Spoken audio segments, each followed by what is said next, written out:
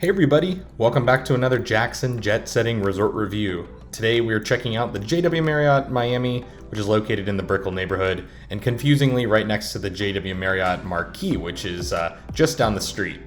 We stayed one night using a 40,000 point titanium elite certificate that we got for requalifying in 2021.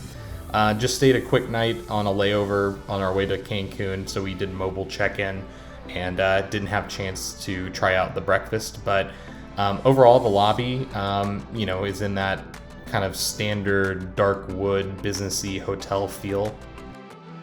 So there's a walk-up entrance that you just saw, and then there's also the valet area where Ubers and Lyfts will pick you up, and you walk up the stairs and you're in the main lobby. There's some escalators that lead up to a second level where there's some conference rooms as well as restaurants. It's also where the breakfast is being served right now for titanium elites.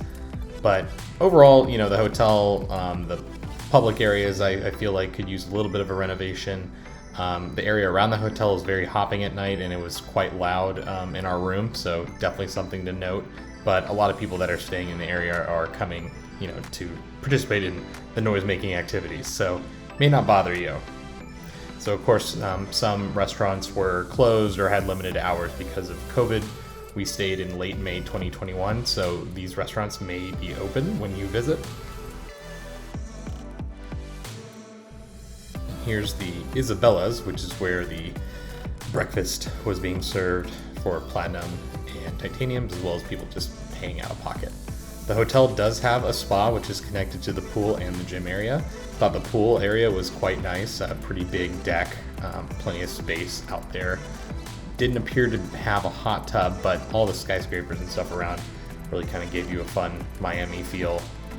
No ocean views from our room or from the pool though, just something to note. So the hotel gym was located right next to the pool here. It was in kind of an L-shaped narrow room. Felt like there's plenty of things for gym goers to use in here, but the space was pretty crowded. There were only a few people in there, but if any more joined, it would definitely get super, super crowded.